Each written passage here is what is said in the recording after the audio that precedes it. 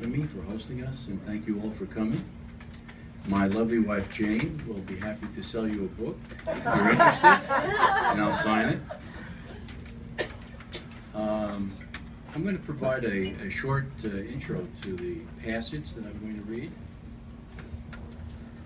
What turns the gentle mean and the mean brutal? The thirst for wealth, the demand for respect, vying for a woman.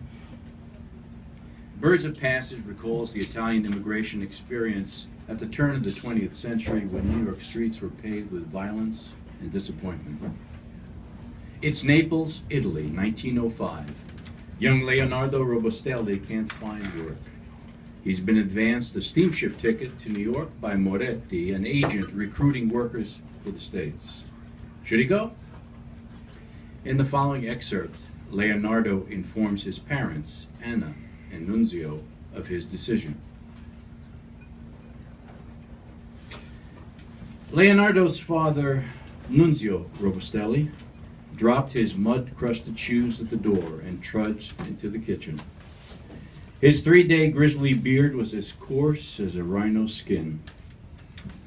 He was a short, wiry man with a full head of swept-back hair. The shape of his eyes had earned him the nickname Chinaman from his fellow tenant farmers. He reeked of dirt and sweat. He headed straight for the jug of homemade red wine, grabbed a chunk of goat cheese, some bread, and plopped down at a wooden table next to Leonardo without a word. He carved off a slice of cheese and poured himself a tumbler of wine. Leonardo's mother, Anna, didn't look up when his father entered. Her black hair was streaked with gray. Her eyes were as blue as the Mediterranean. She stirred a black kettle of simmering tomato sauce on the wood-burning stove. The smell of garlic filled the house. A gray stone fireplace was opposite the table, and a beat-up pot filled with warm water for washing hung from an embedded cleat. Atop the crude beam mantel was a tiny oval tintype picture of Nunzio in a military uniform. There were steps that led to a loft, Leonardo's parents' bedroom, with some simple wood furniture and a straw mattress. Leonardo slept on a narrow bed in the corner next to the fireplace. Leonardo never heard his father laugh. No matter how hard Leonardo tried, his father was never pleased. Every day, Nunzio was off at dawn, at home at dusk. In the evening, when Nunzio wanted sex with Anna, he'd order Leonardo to bed.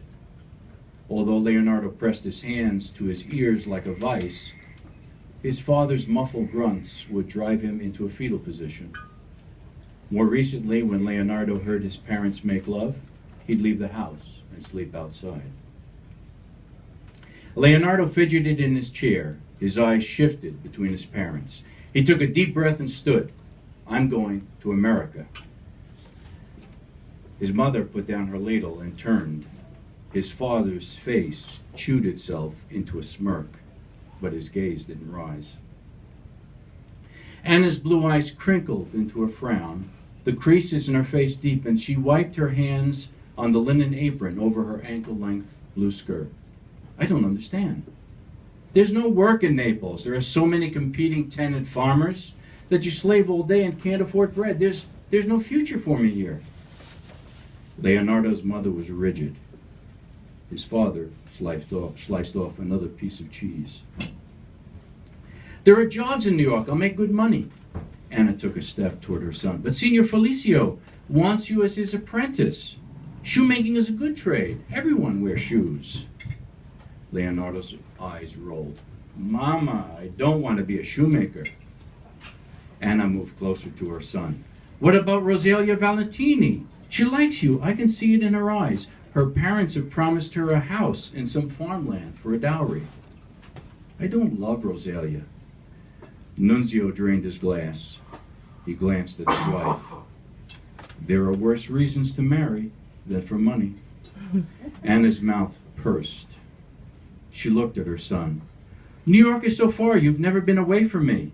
Mama, you taught me that the bird leaves the nest. It's time. Is New York safe? Leonardo put his arm around his mother. I'm old enough to take care of myself. He squeezed her shoulders. She turned away. Mama, come on. I talked to Signor Moretti in Naples. He's an agent for the steamship line. He gets jobs for Italians in New York. He's advancing me a steamship ticket. Look. Leonardo took the paper out of his pocket and read the stamped message aloud. Anna glanced at the paper in her son's hand. Moretti was a barker in Chiarini's Italian circus. Now he recruits unemployed Italians to leave their homes. He's a moneylender in the Giordano. He's traveled and trades in his experiences like it was jewels. Why do you trust him? I don't, but a man needs to make his own way. Nunzio leaned back. His chair creaked. He spoke slowly, as if to an idiot. Moretti would steal breast milk from a baby. He'll profit from you, not the other way around. He poured himself another glass of wine. Leonardo said, You don't want me to have my own money. You want me to remain under your control. Nunzio's face reddened. A few lire in your pocket won't make you a man. When will you complete your military service? The government won't forget you. When I come home. Nunzio faced Anna. I told you no good would come from his studying English. He waved at Leonardo. I warned you. Do what you want. Leonardo turned to his mother. Mama, it's 1905. Lots of Italians are emigrating to America. I'll make some money in New York. With steamships, I can be home in 10 days.